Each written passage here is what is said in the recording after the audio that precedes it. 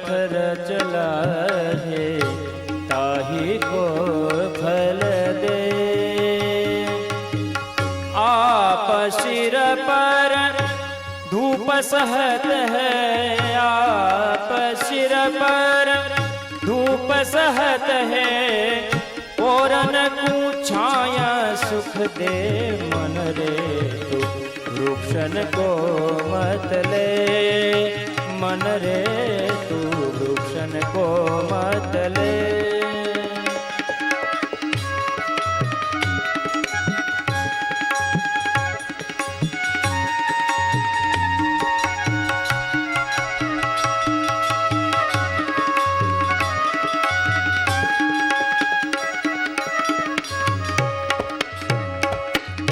धन धन जड़ये परम पदार्थ,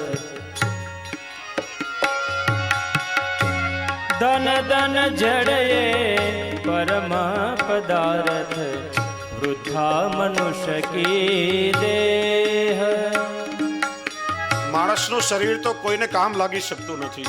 માણસ જીવતોય કામ લાગતો નથી ને મર્યા પછીય કામ લાગતો નથી. કેવલ બીજા ઉપર બોજારૂપ બનીને રહેતો હોય છે. અને વૃક્ષ જડવા છતાં પણ કેટલા પ્રકારે આપણી સેવા કરે છે. એટલા માટે ભક્ત કવિ કહે છે કે મન તું વૃક્ષન કો મત લે. ધન ધન જડયે પરમ પદાર્થ, ધન ધન જડયે પરમ પદાર્થ, વૃથા મનુષ્ય કી દેહ. વૃથા મનુષ્ય की देह।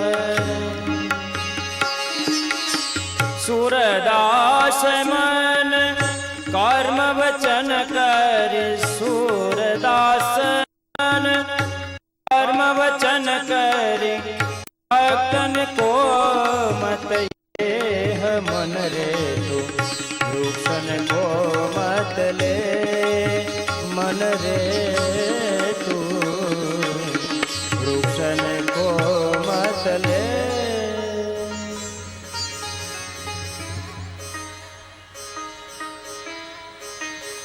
શરીરાઈજી સમજાવે છે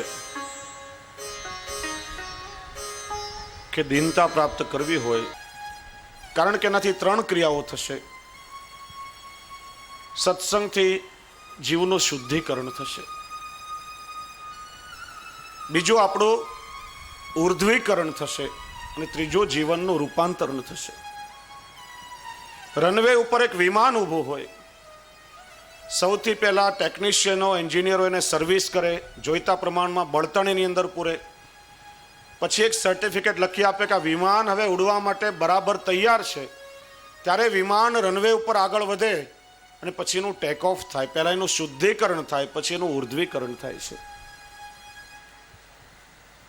પછી મુંબઈથી ઉપડેલું વિમાન જે આપણું ડેસ્ટિનેશન હોય, જે આપણું ગંતવ્ય સ્થાન હોય, ત્યાં આપણને પહોંચાડે છે. માનવીના જીવનનું રૂપાંતરણ થાય છે. બોલીએ શ્રી વલ્લભાધીશ કી જય। શ્રી વલ્લભ વિઠ્ઠલ ગિરધારે, યમુના જોકી બલિહારે।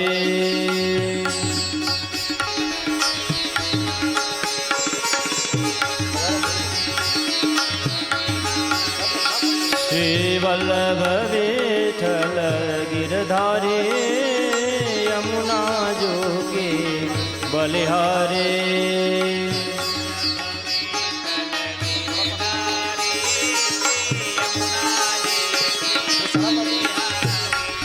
श्री वल्लभ विठ्ठल गिरधारे, यमुना जोगी बलिहारे।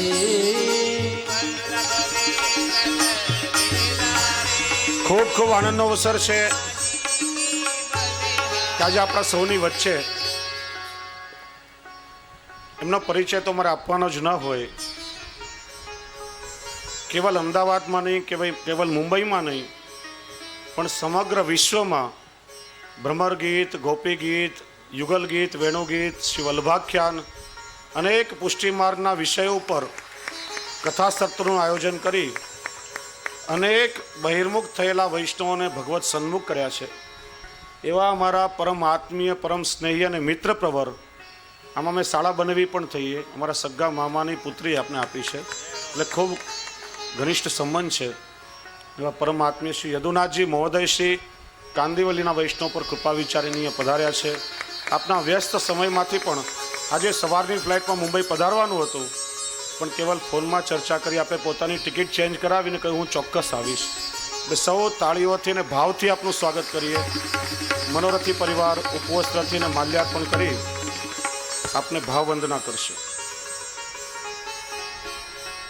જય યમુના શ્રી ગોવર્ધનનાથ મહાપ્રભુ શ્રી વિઠ્ઠલનાથ વલ્લભ વિઠ્ઠલ ગિરધારી યમુના જુકી બલિહારે વલ્લભ વિઠ્ઠલ ગિરધારી શ્રી યમુના જુકી બલિહારે.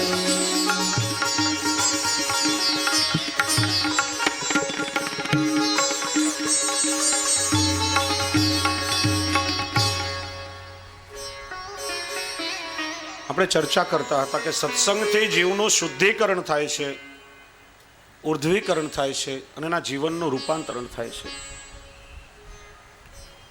નારદજી પ્રવાસ કરી રહ્યા હતા. રસ્તામાં વાલિયો લૂંટારો મળ્યો. વાલિયો લોકોને લૂંટતો, હત્યાઓ કરતો, ખૂબ ત્રાસ આપતો. નારદજીએ પૂછ્યું આ બધું તો કોના માટે કરી રહ્યો છે? કહ્યું મારા કુટુંબના ભરણ પોષણ માટે. નારદજીએ પૂછ્યું કે તું જેમના માટે આ પાપ કર્મ કરે છે બધા તારા પાપમાં ભાગીદાર તો ખરા ને? પેલો કે શા માટે નહીં? એમના માટે પાપ કરું છું તો મારા પાપમાં ભાગીદાર તો હોય જ ને. નારદજી કે તે કોઈ દિવસ પૂછ્યું છે ખરા? ક્યારે ઘરે જઈને પૂછી તો આવો. પેલો વાલિયો કહે તું બહુ ચાલાક છે, હું ઘરે પૂછવા જાઉં એટલે તું અહીંથી જતો રહે, ભાગી જાય. નારદજી કે મારે ભાગવું નથી, મને બાંધીને જા, પણ એકવાર પૂછીને જો તો ખરા. વાલીઓ નારદજીને ઝાડ સાથે બાંધીને ઘરે આવે છે.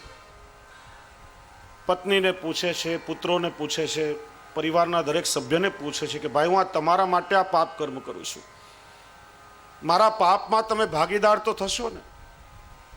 બધા કહે છે કે તું કઈ રીતે કમાય એનાથી અમારે શું લેવા દેવા, અમે તારા પાપમાં શા માટે ભાગીદાર થઈએ?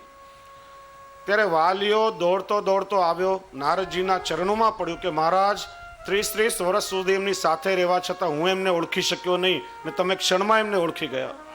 અને વાલિયાનું વાલ્મીકીમાં રૂપાંતરણ થઈ ગયું.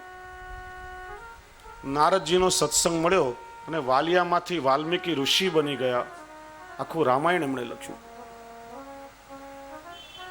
આજના સમયમાં જ્યારે કાલનો વિપરીત પ્રવાહ વહી રહ્યો છે, અનેક પ્રકારના દુસ્સંગના સાધનો સહજતાથી પ્રાપ્ત થાય છે. દુસ્સંગ માટે માનવીએ કોઈ પ્રયત્ન કરવો પડતો નથી. દસે દિશાએથી આપણને ઘેરી રહ્યો છે. સત્સંગ જીવનમાં કેળવવો પડે છે. કોઈ બીમાર માણસની બાજુમાં આપણે બેસીએ તો કઈ પરિશ્રમ નહીં કરવો પડે, એના રોગનો ચેપ તરત જ આપણી અંદર સંક્રમિત થઈ જશે. હવે તો એવા પણ રોગો છે કે ખાલી શ્વાસ દ્વારા એકબીજાની અંદર સંક્રમિત થાય છે. માણસે મહેનત કરવી પડતી નથી. પણ કોઈ પહેલવાન હટ્ટોકટ્ટો માણસ હોય એની બાજુમાં આપણે બેસીએ તો આપણે પહેલવાન બની જતા નથી. એના માટે કસરત કરવી પડે, શરીરને કેળવવું પડે, પરિશ્રમ કરવો પડે. સત્સંગ માણસે જીવનમાં કેળવવો પડે છે. દુસ્સંગ માણસને સહજતાથી પ્રાપ્ત થાય છે. અને કલિયુગમાં જ દુસ્સંગ છે એવું નથી. સતયુગ જેવા યુગોમાં પણ દુસ્સંગ લાગવાની સંભાવના રહેતી હતી. સતયુગમાં માંધાતા રાજા થયા. એમના સમયમાં સૌભરી નામે ઋષિ, પરમ તપસ્વી, જ્ઞાની, સંયમી પોતાની જાતને કેળવી હતી. એમણે નદીના જલમાં સ્નાન કરવા માટે ગયા. સ્નાન કરતી વખતે માછલાની રમત જોઈ અને માછલાની રમત જોઈ સંસારમાં પડવાનું મન થયું. જો દુસ્સંગ કેટલા પ્રકારે લાગે છે. દ્રષ્ટિ દ્વારા કોઈના દોષો જોવાથી, દ્રષ્ટિ દ્વારા સંસારમાં લૌકિક ક્રિયાઓ જોઈને વિચારવાથી, કર્ણ દ્વારા કોઈની નિંદા કરવાથી, કોઈ અસજ્જન વ્યક્તિનો સંગ કરવાથી ઘણા પ્રકારે દુસ્સંગ લાગે. સૌભરી ઋષિને દ્રષ્ટિ દ્વારા દુસ્સંગ થયો. રાજા પાસે આવ્યા, કહ્યું મારે તારી 50 કન્યાઓ સાથે પરણવું છે. રાજા મૂંઝાયો કે આ ઋષિએ કે મારી 50 દીકરીઓને કઈ રીતે પરણાવવું. પોતાના તપોબળથી પોતાનામાંથી બીજા 50 સ્વરૂપો પ્રગટ કર્યા, રાજાની 50 કન્યાઓ સાથે પરણ્યા. પણ સતયુગ હતો, ફરી પાછું ભગવદ દયાએ આત્મજ્ઞાન થયું, સંસારનો મોહ છોડીને પ્રભુ પ્રાપ્તિના માર્ગે પ્રવૃત્ત થઈ ગયા. જ્યારે શ્રી મહાપ્રભુજી સમજાવે છે કે આ કલિયુગમાં ભગવત પ્રાપ્તિના સાધનો દુર્લભ છે, દુસ્સંગ માણસને સહજતાથી મળે છે, માટે સાવધાન થઈ અને મનુષ્યએ સત્સંગ કરવો જોઈએ. સત્સંગનું શું ફળ મળે છે, સત્સંગથી જીવનમાં શું પામીએ, ખૂબ સુંદર પદમાં એનું વર્ણન કર્યું છે. એટલા માટે શ્રી હરિરાય પ્રભુચરણ આપણને આજ્ઞા કરે છે કે કેવલ સાપ્તાહિક કે માસિક સત્સંગ નહીં કરો, પણ સત્સંગ નિત્ય કરો. એનું કારણ, એક સંદર્ભ પણ શ્રી હરિરાય પ્રભુચરણ આપે છે કે પોષકા ભાવે તુ શિથિલમ. બહુ સમજવા જેવું આ દ્રષ્ટાંત છે. એક કુંડામાં આપણે સૌ છોડ વાવીએ, એમાં ખાતર આપીએ, પાણી આપીએ, પોષણ મળે, પુષ્પિત થાય, પલ્લવિત થાય, ફલિત થાય, એની વૃદ્ધિ થાય. એના ઉપર થોડો એસિડ નાખીએ, થોડો તેજાબ નાખીએ તો શું થશે? શું થશે? ક્ષણ માત્રમાં બળીને રાખ થઈ જશે. દુસ્સંગ છે આ તેજાબ જેવો છે. વર્ષો સુધી આપણા ચિત્તને, આપણા દેહને, મનને આપણે કેળવીએ, પણ જે ક્ષણે જીવનમાં કોઈ અસજ્જનનો સંગ થઈ જાય ત્યારે વર્ષોનો કરેલો બધો જ પરિશ્રમ વ્યર્થ થઈ જાય છે. દુસ્સંગ અત્યંત બાધક છે, માટે એનાથી બચવું જોઈએ. શ્રી હરિરાયજી સમજાવે છે કે માનો કે પેલા છોડ ઉપર આપણે તેજાબ નહીં નાખીએ, એસિડ નહીં નાખીએ, પણ એને ખાતર અને પાણી આપવાનું બંધ કરી દો તો પણ શું થશે? ધીરે ધીરે કરમાવા લાગશે ને એક સમય સાવ સુકાઈ જશે. એમ દુસ્સંગ તો બાધક છે, પણ સત્સંગનો અભાવ પણ આપણા ભાવમાં શિથિલતા લાવી શકે છે. જેમ ખેતરમાં બી વાવીએ, એ બીને સતત ખાતર પાણીનું પોષણ આપીએ ત્યારે એમાંથી ફળ મળે છે. વૃક્ષને પોષણ આપીએ ત્યારે એની વૃદ્ધિ થાય છે. આ શરીરને પણ જીવવા માટે અન્ન જળ વાયુનું પોષણ જોઈએ. એમ સત્સંગથી આપણા ભાવને પોષણ મળે છે. અને સત્સંગ રૂપી પોષણ જો આપણા ભાવને નહીં મળે તો એ ભાવમાં પણ ધીરે ધીરે શિથિલતા લાવે છે અને ક્યારેક અભાવ પણ આવી શકે. અને એટલા માટે સત્સંગ નિત્ય થવું જોઈએ. સુખ કહ્યા ન જાય સત્સંગ ના રે,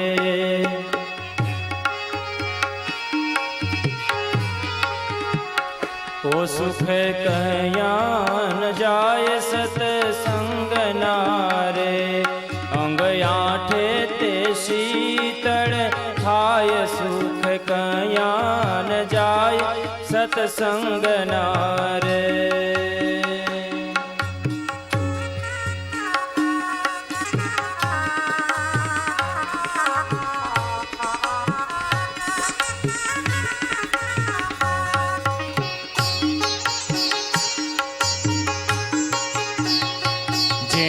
આશા તૃષ્ણાને ઈર્ષા રે, સત્સંગ મળેથી સુખ થાય, સુખ કહ્યા ન જાય સત્સંગ ના રે.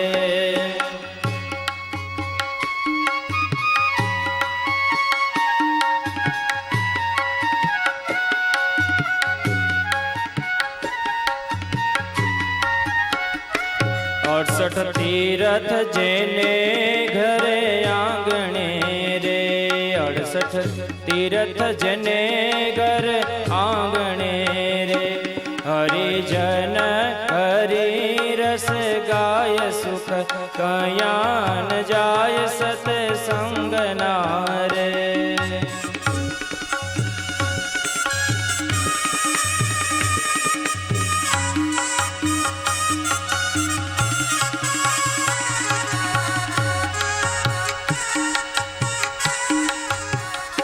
સુખ ઇન્દ્રના લોકથી અધિક છે રે,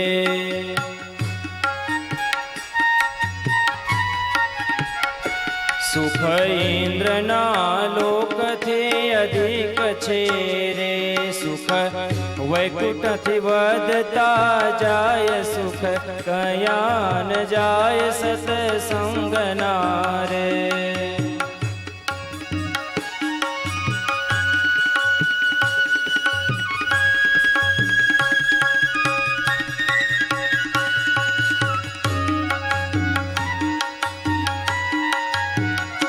સુખ બ્રહ્મના લોકથી ભારે ગણા રે,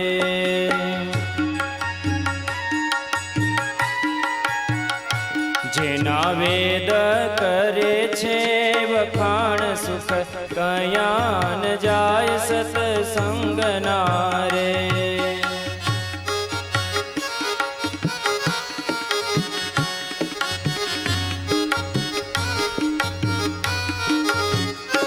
સુખ ગોપી ગોવાળને મળ્યા ગણા રે,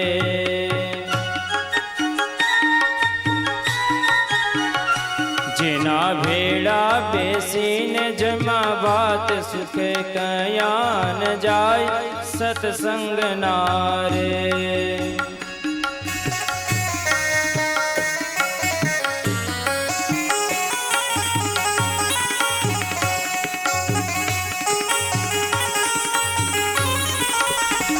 સુખ ગોપી જનોને દીધા ગણા રે,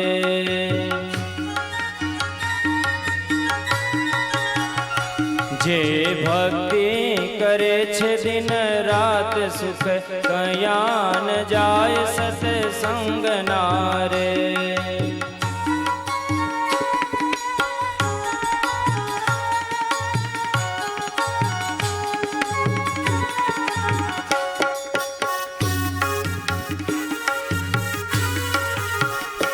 વશિષ્ઠ મુનિ વિશ્વામિત્ર વાદ થયા રે,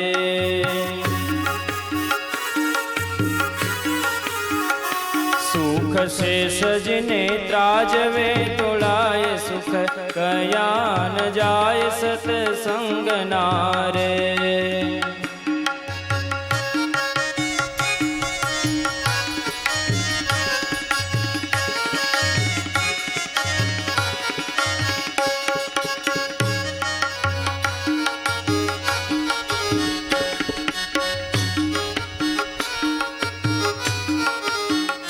રાજા રહુગણ ને ભરતજી ભેટ્યા રે,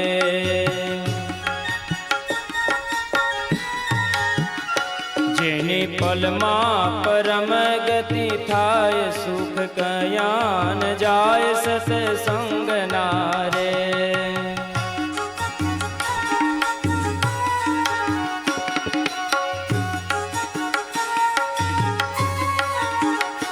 દાસ દયો કહે છે સત્સંગ થકી રે, ઓ દાસ દયો કહે છે સત્સંગ થકી રે.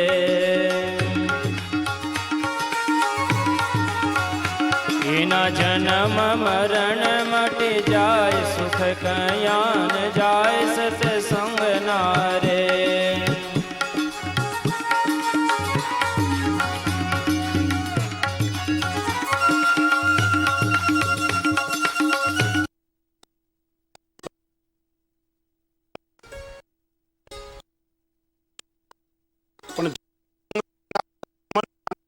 પણ પ્રભુથી દુસ્સંગ કરવા માટે પ્રયત્ન, કારણ કે માનવીના ચરિત્ર ભૂમિકા સંગ સૌથી મહત્વનો ભાગ ભજવે છે. ગીતાકાર ભગવાન કૃષ્ણ તો નિષેધવાનો આદેશ કરે છે, કારણ કે સંગ બતાવ્યો છે, અને સંગ દોષ લાગે ત્યારે શું થાય? સંગાત સંજાયતે કામ, કામાત ક્રોધો બીજાયતે, ક્રોધાત ભવતિ सम्मोह, सम्मोहात स्मृति विभ्रम, स्मृति भ्रंशात बुद्धि नाशो, बुद्धि नाशात विनश्यति. માણસ જ્યારે કોઈનો સંગ કરે છે ત્યારે સંગથી અનેક પ્રકારની કામનાઓ જાગે છે. માણસની બધી ઈચ્છાઓ તૃપ્ત થતી નથી અને ઈચ્છાઓ પૂરી ન થાય ત્યારે ક્રોધ ઉત્પન્ન થાય છે. અને ગઈકાલે આપણે ચર્ચા કરી કે ક્રોધ કેટલો નુકસાનકારક છે. ક્રોધમાં માતા પોતાના સંતાનનું પેટ ભરે ત્યારે બાળકના મૃત્યુ થવાના દાખલા પણ છે. અને ક્રોધમાં માણસ પોતાના હાથથી જો અન્નનો કોળિયો ખાય તો અન્નનું વિષમાં ઝેરમાં પરિવર્તન થાય છે. એટલા માટે ક્રોધ ખૂબ ખરાબ વસ્તુ છે. માનવીની કામના સંતોષાય નહીં ત્યારે ક્રોધ આવે. ક્રોધથી એનું ચિત્તભ્રમ થાય છે, એની બુદ્ધિ બગડે છે, અને જેની બુદ્ધિ બગડે એનો સર્વનાશ થાય છે. સંગ દોષ માનવીને એના સર્વનાશ સુધી પહોંચાડે છે. માટે ગીતાકાર ભગવાન કૃષ્ણ કહે છે કે નિસંગ બનો, બધા સંગને છોડી દો. શ્રી મહાપ્રભુજી પણ એ જ આજ્ઞા કરે છે કે સંગ સર્વાત્મના હૈયે સચેત ત્યક્તુમ ન શક્યતે સ સદભી સ કર્તવ્ય સાધુ સંગો હિ ભેષજો. તમારામાં તાકાત હોય એટલી તાકાતથી તમે સંગ છોડી દો. પણ આપણે માનવી બધા સમાજમાં રહીએ છીએ. સમાજમાં રહેવાથી એકબીજાના સંપર્કમાં આવીએ છીએ અને માણસ કોઈનો ને કોઈનો સંગ ઈચ્છે છે. આપણે સંગ વગર રહી શકતા નથી. તો પછી કોનો સંગ કરવો? તો કહ્યું સ સદ્ભી સ કર્તવ્ય સાધુ સંગો હિ ભેષજો. સાધુ એટલે ભગવા કે સફેદ કપડાવાળો કોઈ વ્યક્તિ વિશેષ નહીં, પણ જેનું ચરિત્ર સાધુ જેવું છે, જેનું જીવન પ્રભુને સમર્પિત છે, જેને સંસારની લોકેશના અને વિતેશનાઓનો ત્યાગ કર્યો છે, પ્રભુમય બન્યો છે.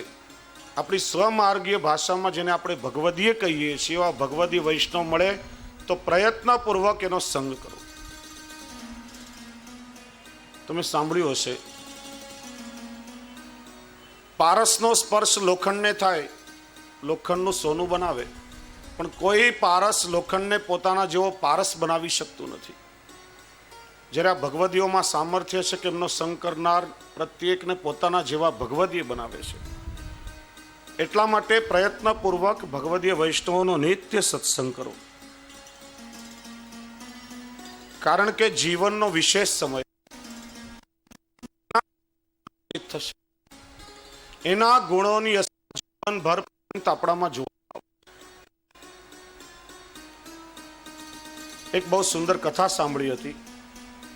એક રાજાના દરબારમાં એક શિકારી બે પોપટના પિંજરા વેચવા માટે આવ્યો. રાજાએ એની કિંમત પૂછી. પેલા શિકારીએ કહ્યું, મહારાજા, એક પોપટની કિંમત 1,00,000 રૂપિયા અને બીજા પોપટની કિંમત માત્ર 1 રૂપિયો.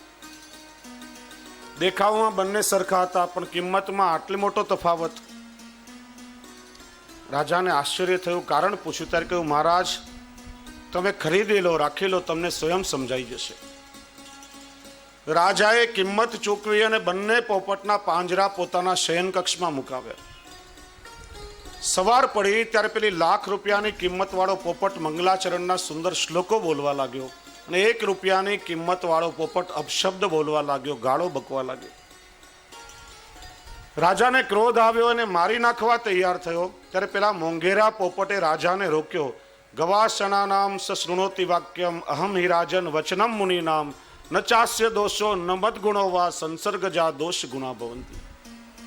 મહારાજ, હું મંગલાચરણના શ્લોકો બોલું છું, એમાં મારો કોઈ વિશેષ ગુણ નથી, અને પેલો બિચારો અપશબ્દ બોલે છે, એમાં એનો કોઈ દોષ નથી. અમે બંને જ્યારે નાના બચ્ચા હતા, મને ઋષિ પોતાની સાથે આશ્રમમાં લઈ ગયા. ત્યાં જેવું વાતાવરણ મળ્યું, જે શ્રવણ કર્યું એનું હું રટણ કરું છું. અને આ બીજા બચ્ચાને કસાઈવાડામાં લઈ ગયો, ત્યાં જે શબ્દો સાંભળ્યા એનું રટણ કરે છે, એનો બિચારાનો શું વાત. જેવા પ્રકારનો સંગ આપણને મળશે એવા ગુણોની અસર આપણી અંદર આવશે. અને ઘરમાં નિત્ય સત્સંગ કરશો. પરિવારના સદસ્ય સાથે બેસીને સત્સંગ કરો. નાના મોટા પરિવારના બધા સભ્યો દરરોજ રાત્રે વાળું પાણી કરીને બેસો.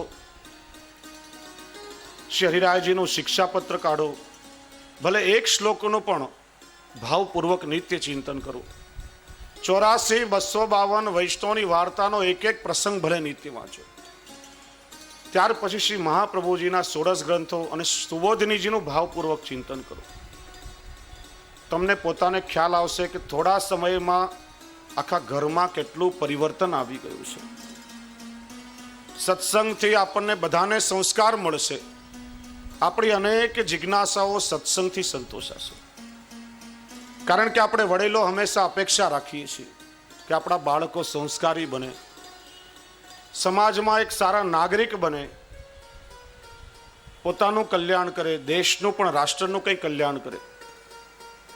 પણ એવા સંતાન ક્યારે આપણે ત્યાં નિર્મિત થાય કે જ્યારે ઘરમાં નાનપણથી આપણે બાળકોને પોષણ આપીએ ત્યારે.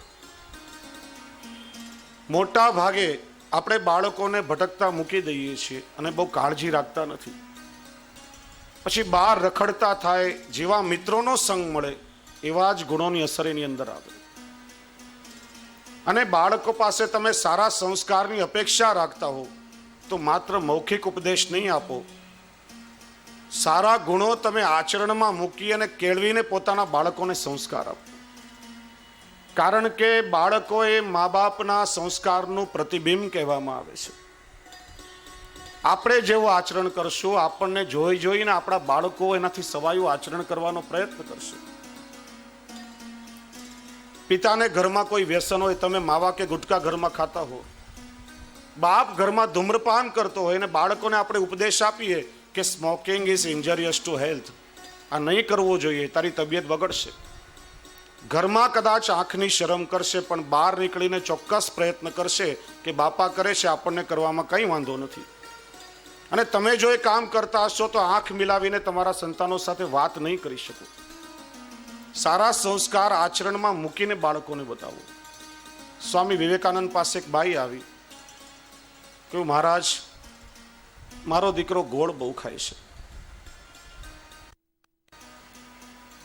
તમે કઈ સમજાવો. એમણે કહ્યું બે પછી આવજે. અઠવાડિયા પછી માં પોતાના બાળકને લઈને આવી. એમણે સમજાવી 4 વાતોને પેલો માની ગયો.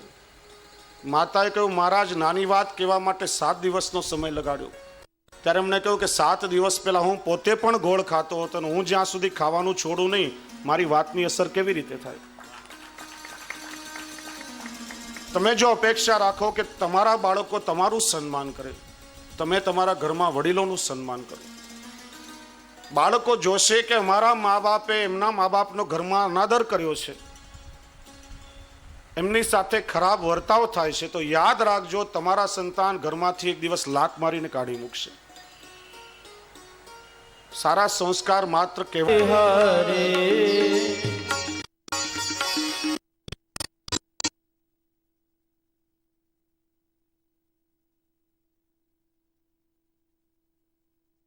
શ્રી ગોવર્ધન નાથ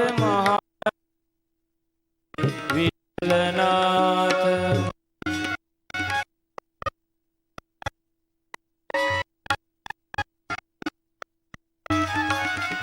બોલો વલ્લભ વિઠ્ઠલ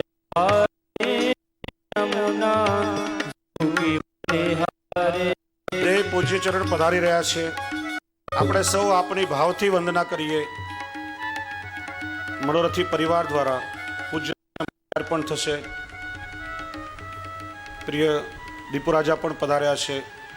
મનોરથી પરિવાર માલ્યાર્પણ કરશે અને ત્યાર પછી પૂજ્ય શ્રી યદુનાથજી મહોદયશ્રીના વચનામૃત થશે. કારણ કે આપશ્રીને પાછું રાત્રિની ફ્લાઇટથી અમદાવાદ પધારવાનું છે, એટલે આપશ્રીના વચનામૃતોનું ત્યારે આપણે શ્રવણ કરશું અને ત્યાર પછી આપણા સત્રને આપણે આગળ વધારીશું. બોલીએ શ્રી વલ્લભાધીશ કી. मेरो तो यादार श्री वल्लभ के વગાડીને સાથે ભાવ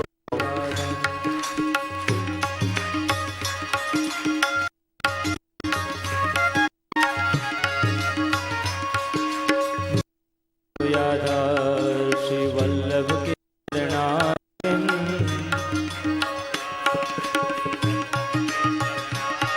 श्री वल्लभ के चरणारविंद विठल के चरणारविंद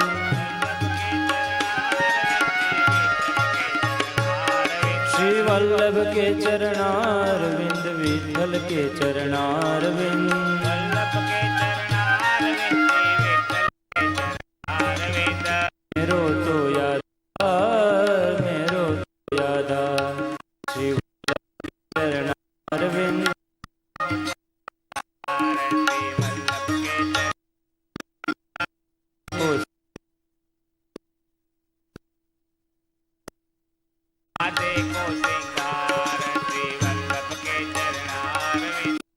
વલ્લભ કે ચરણારવિંદ ચરણારવિંદ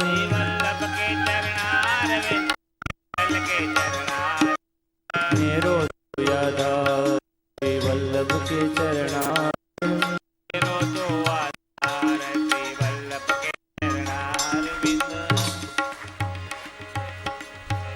श्री वल्लभाधीश की जय।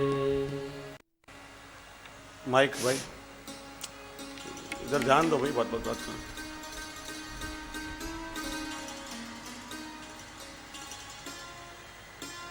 परम आदरणीय श्रद्धेय परम आत्मीय અને મિત્રપ્રવર એવા શ્રી યદુનાથજી મહોદય શ્રી કાંદિવલીના વૈષ્ણવ પર કૃપા કરીને અહીંયા પધાર્યા છે અને આપના સૌ વતી કે આપના વચનામૃતો દ્વારા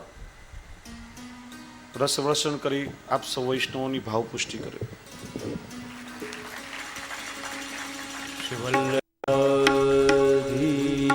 કી જય।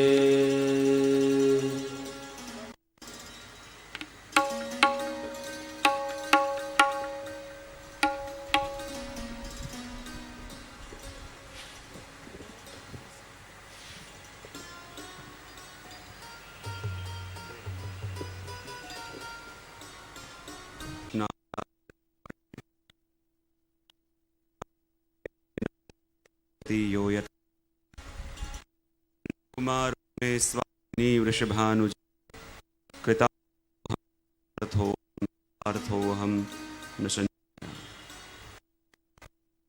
पूज्य परम અને સાચા અર્થમાં કૃપા અને જે અથાગ પ્રયત્નોથી આ મહાનગરીનો પ્રકાર, આ મહાનગરીનો એક ભાગ કાંદિવલી ગોકુળિયાના નામે ઓળખાય છે એવા પૂજ્ય કાકાજી, જેના અથાગ પ્રયત્નોથી અને જેની કૃપાથી ગોકુળ તો આ નગરી બન્યું, પણ ત્યાં લોકોને ગોકુળવાસી બનાવ્યા હોય એવા પૂજ્ય દાદાભાઈ, પૂજ્ય જીજી, અત્ર ઉપસ્થિત સર્વે આત્મીજનો, હું તો ખાલી શ્રવણ કરવા માટે જ આવ્યો હતો, આ તો માઇક મળી ગયું। પૂજ્ય દાદાભાઈની આજ્ઞા થઈ કે આવવાનું છે અને તો આજ્ઞાનું પાલન કરવા માટે આવ્યો છું, કૃપા કરવા માટે તો આ બિરાજેલા છે। જે રીતે અથાગ પ્રયત્નો દ્વારા ગામે ગામ પધારીને વૈષ્ણવી સૃષ્ટિનું પોષણ કરી રહ્યા છે આપ, અથાગ પ્રયત્નો દ્વારા સાચા અર્થમાં જે માર્ગથી ભટકેલા એમને માર્ગમાં લાવી રહ્યા છે, માર્ગમાં આવ્યા એને ચલાવી રહ્યા છે અને પણ આપી એવા પૂજ્ય દાદાભાઈ માટે તો શું સાચા અર્થમાં કહું તો જીવનમાં જેમ 3 ઋતુ હોય ને એમ વૈષ્ણવના જીવનમાં પણ 3 ઋતુ હોય। એક ગ્રીષ્મ ઋતુ, એક વર્ષા ઋતુ અને એક વસંત ઋતુ। જો જ્યારે ગ્રીષ્મ ઋતુ આવે, ગરમીનો સમય આવે તો વૃક્ષ ઉપરથી બધા પત્રો કરમાઈ જાય, પુષ્પો ન રહે, ફળ ન રહે, નિસહાય બની જાય, અસહાય બની જાય। પણ જ્યારે વર્ષા ઋતુ આવે અને વર્ષા ઋતુ જેવી આવે અને મંદ મંદ વૃષ્ટિ થાય અને સૂકું રહેલું વૃક્ષ હરિયાળું બને, લીલી લીલી કોમળ કોમળ કૂપણો ફૂટે, પણ લીલી લીલી કૂપણોથી વૃક્ષ ભરાયો પણ હજી એની સફળતા નથી। જ્યારે વસંત ઋતુ આવે અને એમાં પુષ્પો ખીલે, ફળ લાગે, ત્યારે સાચા અર્થમાં વૃક્ષ સફળ થાય। એમ વૈષ્ણવના જીવનમાં પણ 3 અવસ્થા। જ્યારે આ પ્રત્યેક જીવ લૌકિકમાં અટવાયેલો છે, લૌકિક સંબંધોમાં અટવાયેલો છે, તો માનો કે ગ્રીષ્મ ઋતુ એના જીવનમાં ચાલી રહી છે। જ્યારે બ્રહ્મ સંબંધ લીધું, સન્મુખ થયો, તો માનું વર્ષા ઋતુ આવી, લીલા લીલા પાન ઉગ્યા, હરિયાળી આવી, પણ સાચા અર્થમાં જીવન તો ત્યારે ધન્ય થાય। વસંત ઋતુ એના જીવનમાં ત્યારે આવે કે જ્યારે ગુરુના સાનિધ્યમાં આવીને બેસે, જ્યારે સત્સંગમાં આવીને બેસે। જીવનમાં સફળ તો ત્યારે થાય જ્યારે ભાવના પુષ્પો ખીલે, જ્યારે મનોરથના ફળ ઉગે, ત્યારે સાચા અર્થમાં એ વસંત ઋતુ આવી એમ કહેવાય। તો ચાહે ગ્રીષ્મકાલ ચાલતો હોય પણ 7 દિવસ તો દાદાની કૃપાથી અહીંયા આ વસંત ઋતુ જ રહેવાની છે। અને વસંત ઋતુમાં કોરા રહેતા નહીં, ખીલવી દેજો પોતાના મનના પુષ્પોને, ખીલવી દેજો પોતાના મનોરથોના ફળને, તો સાચા અર્થમાં જીવન પ્રસન્ન થશે. અને જુઓ તો ખરા, હું હંમેશા જીવનમાં કહેતો હોઉં, જીવનમાં સફળતા ક્યારે મળે એના માટે બે વસ્તુ જોઈએ. એક તો તક અને બીજી તૈયારી. ઘણા બધા લોકો એવા હોય જેની પાસે તકો બહુ પણ તૈયારી.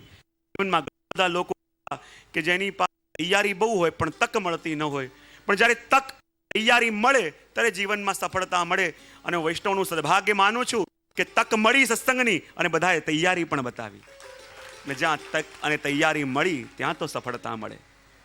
પૂજ્ય દાદાભાઈ કહ્યું ને હમણાં કે કાલનો ભય છે, અને કાળનો ભય કોને સતાવે? કે જે આજે નહીં કાલે કરીશું, કાલે કરીશું, એ કાલમાં જીવતા હોય એને. આ કાળનો ભય કોને સતાવે? આજનો લાભ મળ્યો છે એની પરવા નથી ને કાલે આવીશું, કાલે કરીશું. પણ પુષ્ટિ માર્ગમાં કાલ ઉપર ન જીવાય. પુષ્ટિ માર્ગમાં તો આજનો લાવો લીજીએ રે, કાલે કોણે દીઠી છે. પુષ્ટિ માર્ગમાં તો આજનો લાવો લેવાનો છે. અને આજના લાવાને જે ઝડપી લે, આજના અવસરને જે ઝડપી લે, સાચા અર્થમાં એ જ સૌભાગ્યશાળી છે. સાચા અર્થમાં એ જ જીવનને ધન્ય કરે છે. અને જીવનની ક્ષણને ઝડપતા આવવું જોઈએ. ઘણીવાર આપણને ઘણા કે માણસને જેટલી ચિંતા દુકાને પહોંચવાની હોય એટલી ચિંતા સત્સંગમાં પહોંચવાની કેમ નથી રહેતી? ત્યારે હું કાયમ કહેતો, એક વસ્તુ ધ્યાનથી સમજજો. માણસને ચિંતા જે વાત માટે થાય તો માણસને ચિંતા એ જ વસ્તુ માટે થાય જે કાયમ રહેવાની નથી. અને માણસ નિશ્ચિંત એના માટે જ રહે કે જે કાયમ રહેવાની છે. દુકાને મોડા જાઓ તો ચિંતા થાય છે ને, જોબ પર મોડા જાઓ તો ચિંતા થાય છે ને. બોલે કેમ? કાયમ રહેવાની નથી. પણ દર્શન કરવા જાઓ, સત્સંગ કરવામાં મોડું થાય તો ચિંતા થાય? બોલે નહીં. કેમ? કારણ કે કાયમ રહેવાનું છે. સાચું આ જ છે. પ્રભુના દર્શન કરવામાં થોડા મોડા થઈએ તો ચિંતા નહીં થાય. બોલે કેમ? જે વસ્તુની ચિંતા થતી ન હોય સાચા અર્થમાં એને જ પકડજો. અને જે વસ્તુની આપણને ચિંતા સતાતી હોય ને ત્યારે માનવાનું આ વસ્તુ કાયમ રહેવાની નથી. નોકરીની ચિંતા થાય, દુકાનની ચિંતા થાય, ઘર પરિવારની ચિંતા થાય, અને જેની પણ ચિંતા માણસને થાય એ કાયમ રહેવાની નથી. અને જેના પ્રતિ આપણે નિશ્ચિંત રહેતા હોઈએ માનવામાં જીવનમાં સાચું કોઈ છે તો આ જ છે. જુઓ તો ખરા, શહેરાય મહાપ્રભુજીની કૃપાથી શિક્ષાપત્ર જેવી એક અપ્રતિમ દેન આપણા વૈષ્ણવોને મળી, આ પુષ્ટિ સૃષ્ટિને મળી. અને એટલા માટે તો કહેવાય કે જ્યારે મનમાં કોઈ પણ ચિંતા હોય, શિક્ષાપત્રનો કોઈ પણ પત્ર ખોલો અને જે પણ અંદરથી વાંચો, તમારા મનનું નિરાવરણ થઈ જાય, નિરાકરણ થાય. એ તો શિક્ષાપત્ર છે. શહેરાય મહાપ્રભુજી સાચા અર્થમાં જીવને શિક્ષા આપે છે. અને જુઓ તો ખરા, શ્રી વલ્લભની વાણી, શહેરાય મહાપ્રભુજીની વાણી, અને જ્યાં શ્રી વલ્લભ પોતે બિરાજમાન થઈને અને પણ દ્વારકાધીશના સાનિધ્યમાં એનું પાન કરાવતા હોય તો વૈષ્ણવના ભાગ્યની તો શું સરાહના કરવી. કારણ કે જુઓ તો ખરા, શ્રી વલ્લભની રીતિ પ્રભુને ભાવે, શ્રી વલ્લભનો પ્રકાર પ્રભુને ભાવે, શ્રી વલ્લભની વાણી પ્રભુને ભાવે. હું તો કાયમ કહેતો હોઉં કે તમે 7 દિવસ અહીંયા શ્રી વલ્લભની વાણીથી, શ્રી વલ્લભની વાણીને જ સમજવાનો પ્રયત્ન કરી રહ્યા છો. પણ અહીંયા જેટલું તમે સાંભળો છો અને નિશ્ચિત સુખ તમારા પ્રભુને નિશ્ચિત મળી રહ્યું છે. કારણ કે સત્સંગ દ્વારા આપણા ભાવોનું પોષણ થાય. અને શ્રી વલ્લભ કોણ છે? શ્રી વલ્લભ માટે કેટલી બધી અનન્યતા પ્રભુને પણ. બોલે કેમ? કે વલ્લભે પ્રભુની એક એવી ઈચ્છા પૂરી કરી. હમણાં ક્યાં કહેતો હતો કે વલ્લભે પ્રભુની એક એવી ઈચ્છા પૂરી કરી કે જે યશોદા મૈયાએ પણ નથી કરી. આપણને લાગે વલ્લભે એવી કઈ ઈચ્છા પ્રભુની પૂરી કરી કે જે યશોદા મૈયાએ પણ પૂરી નથી કરી? તો કહેવાય એકવાર ઠાકોરજી યશોદા આવ્યા અને આવીને કહી, મૈયા મૂકો એક ચીજ चाहिए. મૈયા કે શું જોઈએ છે? પ્રભુ કે પેલા મને વચન આપ કે હું જે માંગુ એ આપશો તો હું માંગુ. મૈયા કે હા લાલા વચન આપું છું કે તું જે માંગે તે આપું, હવે તો માંગ. ત્યારે પ્રભુ કે મૈયા મોહે એસી દુલ્હન ભાવે.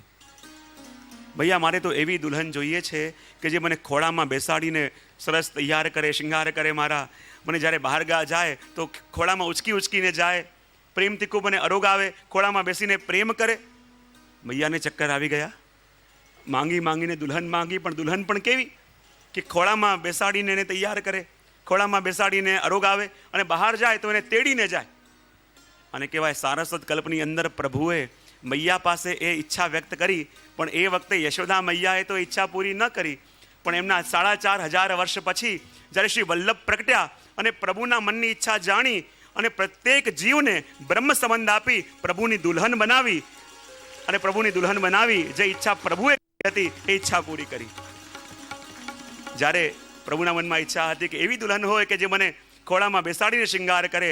અને આજે પણ વૈષ્ણવ જ્યારે ઠાકોરજીના શૃંગાર કરતા હોય અને એ જ ઠાકોરજીને પોતાના ખોળામાં પધરાવી અને શૃંગાર કરે. જ્યારે બહાર જાય એ જ પ્રમાણે ઠાકોરજીને ઝાંપીજી હાથમાં પધરાઈ. જે પ્રભુની ઈચ્છા હતી કે એવી દુલ્હન જોઈએ જે મને ખોળામાં તેડીને બહાર જાય. અને જ્યારે વૈષ્ણવ ઝાંપીજી હાથમાં લઈને બહાર પધારતા હોય તો એ જ પ્રભુની ઈચ્છા પૂરી થાય. અને માટે તો શ્રી વલ્લભ ઠાકોરજી કહે કે રહ્યો મોહે શ્રી વલ્લભ ગૃહ ભાવે, કે મને તો શ્રી વલ્લભના ઘરમાં ભાવે. કારણ કે વલ્લભના ઘરમાં જેવું સુખ મને મળે એવું સુખ ઓર ક્યાંય ન મળી શકે.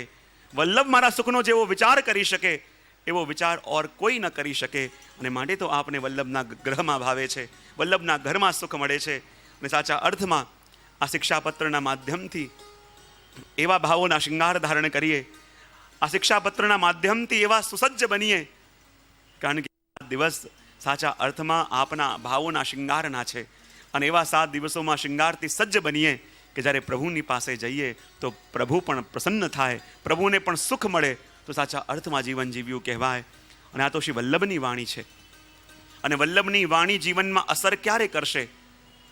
કે જ્યારે મનમાં વિચાર કરશો કે આ પુષ્ટિજીવોને ચાહે કોઈ પણ રોગ લાગુ પડે, અને પુષ્ટિજીવોને કયો રોગ લાગુ પડે, ચાહે રાગનો હોય, ચાહે દ્વેષનો હોય, ચાહે ઈર્ષાનો હોય, ચાહે કોઈ પણ જીવ લાગુ પડે, કોઈ પણ દોષ લાગુ પડે, પણ એનો વૈદ તો એક જ છે.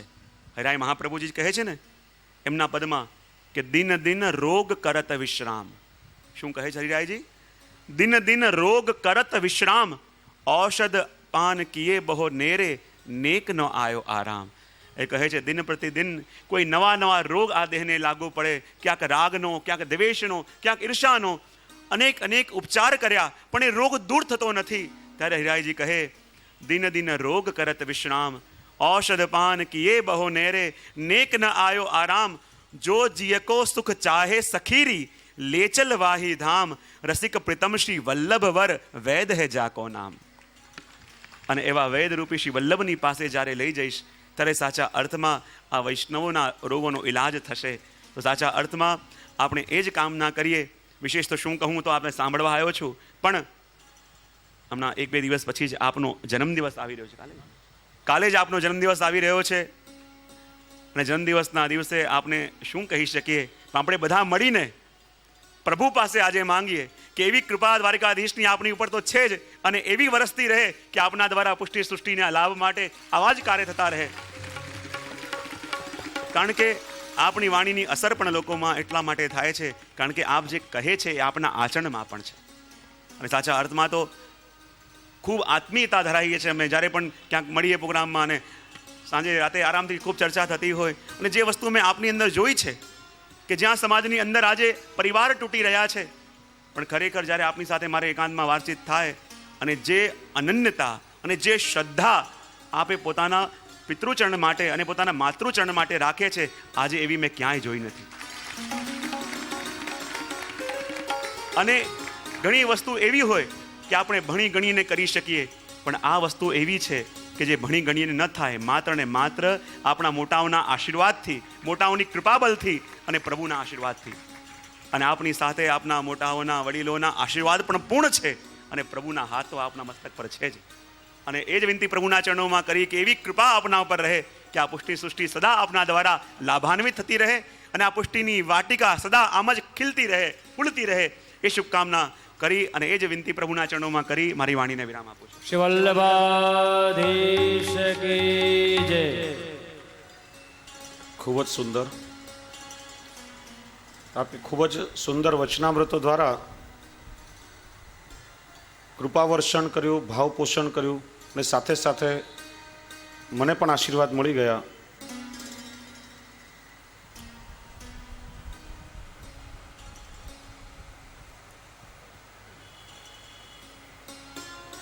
બીજો એક આનંદનો અવસર છે કે છેલ્લા 5 દિવસોથી બોરીવલીમાં રહેતા અમારા સહાધ્યાયી અને પરમ મિત્ર, કોલેજમાં મેં સાથે સાથે ભણ્યા હતા, ને આજે ભારતમાં, અમેરિકામાં, બ્રિટનમાં, દુબઈમાં અનેક શ્રીમદ ભાગવતજીની કથાઓ કરી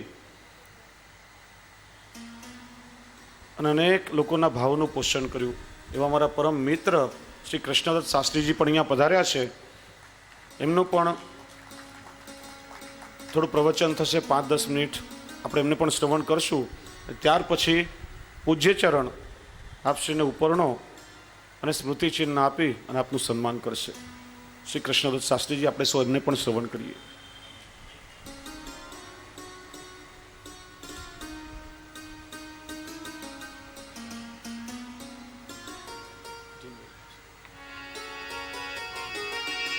मेरो तो यादार श्री वल्लभ के चरणारविंद.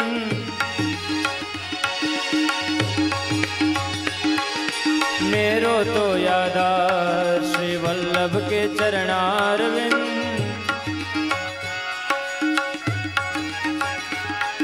श्री वल्लभ के चरणारविंद, विठल के चरणारविंद.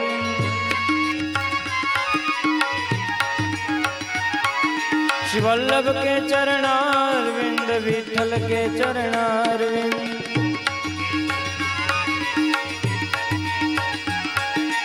मेरो तो यादार श्री वल्लभ के चरणारविंद.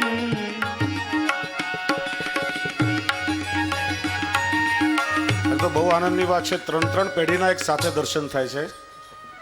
મારા નિરંજન કાકા અને ચિરાયુષ્યમાન નવોદિત કથાકાર આદિત્ય શાસ્ત્રી પણ અહીં આવ્યા છે. ખૂબ આનંદનો અવસર છે, આપણે સૌ તાળીઓથી વધાવીએ.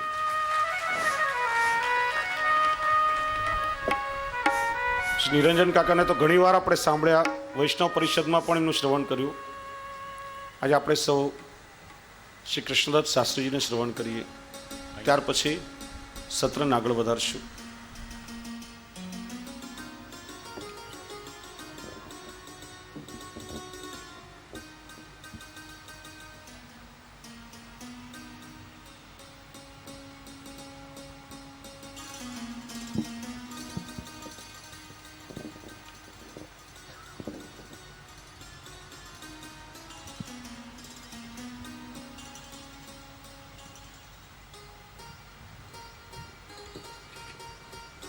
बुद्धिप्रेरक कृष्णस्य पादपद्मं प्रसीदतु. ज्ञानासमर्थ जीवानाम् अस्माकं सर्वदा स्वतः.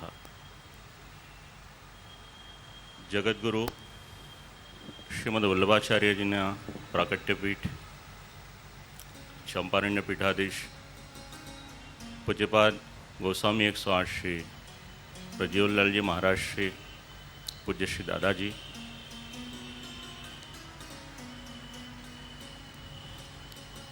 કાંદિવલીના વૈષ્ણવોને અનેક વખત જેમનો લાભ પ્રાપ્ત થયો એવા ગોસ્વામી કુલ કૌસ્તુભ પૂજ્યપાદ ગોસ્વામી 108 શ્રી યદુનાથજી મહોદય શ્રી